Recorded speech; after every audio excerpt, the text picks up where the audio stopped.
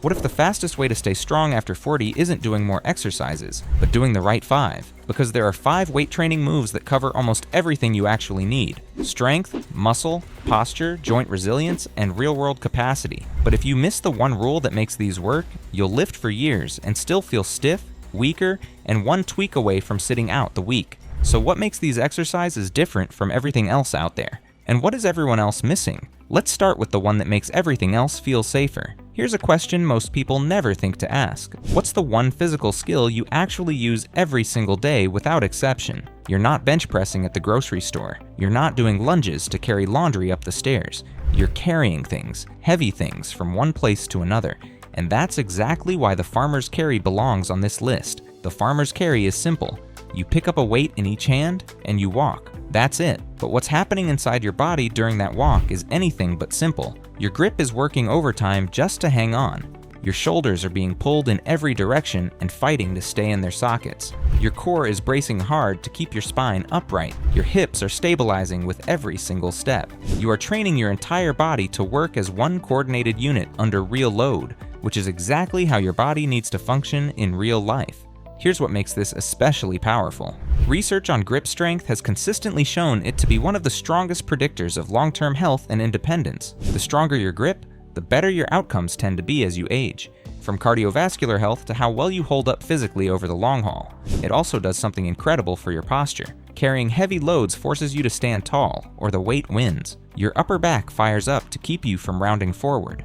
Over time, this starts to undo some of the damage that years of sitting and hunching over a screen has done to your frame. And there's actually one exercise later on this list that takes that posture fix even further and directly targets the muscles that modern life has been quietly destroying. Start with a weight that feels challenging to hold by the end of a 30 to 40 yard walk. If you can finish the walk feeling like you could have gone another minute, go heavier. Most people hear the word squat and immediately picture a barbell loaded with plates across their back. And while that has its place, the goblet squat is the version that actually makes the most sense for the majority of people, and it may be the single best lower body exercise you can do with just a dumbbell or kettlebell. Here's why it works so well. When you hold a weight in front of your chest, that's the goblet position. It acts as a counterbalance. It actually pulls you into better squat form almost automatically. Your torso stays more upright, your knees track better, and you're able to sit deeper without your lower back rounding over. Compare that to a traditional back squat where even small form breakdowns can put serious strain on your spine, and the goblet squat starts to look like the smarter play.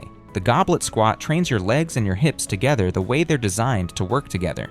Your quads, your glutes, and the muscles deep in your hip joint are all firing to control the movement, and when those hip muscles go untrained, you get tight hips, achy knees, and a lower back that seems to give out for no reason. There's also a core component that gets overlooked. Holding the weight out in front of your body forces your abs and lower back to work together to keep you balanced for the entire movement. It's not a bonus, it's built in. For most people, 3 sets of 10 to 15 reps is a perfect starting point. Keep your chest up, sit back and down, and drive through your heels to stand. The depth will come as you get stronger, don't force it. If there's one exercise on this list that feels almost unfair in terms of what it gives you for the time you put in, it's the kettlebell swing. 2 minutes. That's roughly how long it takes to complete a solid set. And in those 2 minutes, you're training everything on the backside of your body, your glutes, hamstrings, and lower back, while also spiking your heart rate up to levels that rival a sprint. Strength and cardio at the same time, in under 2 minutes. The swing works on a movement called a hip hinge. You're folding forward at the hips, loading the glutes and hamstrings like a spring, and then snapping those hips forward explosively to drive the bell up. That hip snap is one of the most powerful movement patterns your body has, and for most people, it's completely undertrained. Your glutes are the biggest muscle group in your body. When they're weak, everything else compensates. Your lower back takes on load it wasn't designed for. Your knees absorb force your hips should be absorbing. The kettlebell swing fixes a lot of those downstream problems by going straight to the source. The swing also lights up the muscles of your upper back. At the top of every rep, your body snaps into a tall, straight line, and those upper back muscles have to fire hard to hold it there. Done consistently, this pulls your shoulders back, opens up your chest, and improves the way you carry yourself every day. Now, before we get to the final 2, I want to briefly mention something. These compound exercises we're covering are powerful on their own, but they work even better when your body has the foundation underneath them, meaning your joints feel stable, your hips move freely, and the nagging aches aren't slowing you down between sessions. That's exactly what my blueprint, Reset Your Body, is built around. It's designed to work alongside strength training like this, so your body can actually absorb the work and keep showing up without falling apart. The link is in the description below, or you can scan the QR code on screen to check it out. Alright, 2 more. You might be surprised to see the bicep curl on a list like this. It doesn't have the functional reputation of the farmer's carry or the explosive credibility of the kettlebell swing. But it absolutely belongs here, and there's a reason it's been a staple of training programs for over a century. The obvious part is building the bicep itself, which matters for aesthetics but also for practical arm strength. Carrying groceries, lifting your kids or grandkids, pulling open a heavy door, all of that needs strong arm flexors. But the less obvious part is what the curl does for elbow joint health. Consistent, controlled curling builds the connective tissue around the elbow in a way that protects it from the everyday wear and tear most people don't think about until something starts hurting.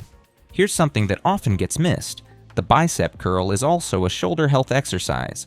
The bicep tendon attaches at the top of the shoulder joint, and keeping it strong helps stabilize the front of the shoulder, an area that tends to break down in people who push a lot without pulling enough to balance it out. The key word in all of this is controlled. The biggest mistake people make is letting the weight swing. When you swing, your biceps get a break right when they need to be working hardest. Slow it down. Take 2 to 3 seconds to lower the weight on every rep. That controlled lowering phase is where a huge portion of the muscle building stimulus actually comes from, and most people skip it entirely. 3 sets of 10 to 12 reps with a weight that makes the last 2 or 3 reps genuinely hard. No swinging, no momentum.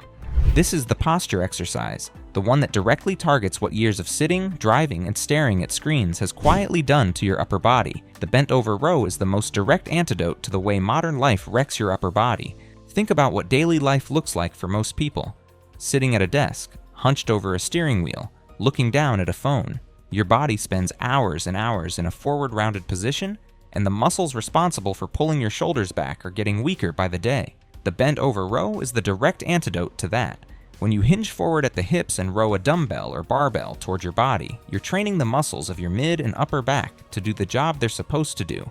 Every single rep is a rep against the forward pull that daily life puts on your posture. Over time, a consistent rowing practice literally reshapes the way you carry yourself. Your shoulders sit further back, your chest opens up, your neck stops creeping forward.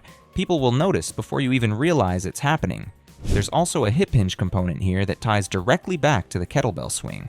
Holding a strong hinged position throughout the set means your lower back and glutes are under tension for the entire duration. A deep, strengthening stimulus you never get from back exercises done on machines. Keep your back flat, core braced, and drive your elbows back rather than just pulling the weight up. That cue alone shifts more of the work onto your back where it belongs. 3 to 4 sets of 8 to 12 reps, and don't be afraid to go heavy once you've locked in the form. Start with 2 to 3 sessions a week of this, add a little weight every few weeks, and let the consistency do the work. And if you want your body feeling stable and pain-free so you can actually keep showing up for these sessions, that Reset Your Body blueprint in the description is your next step.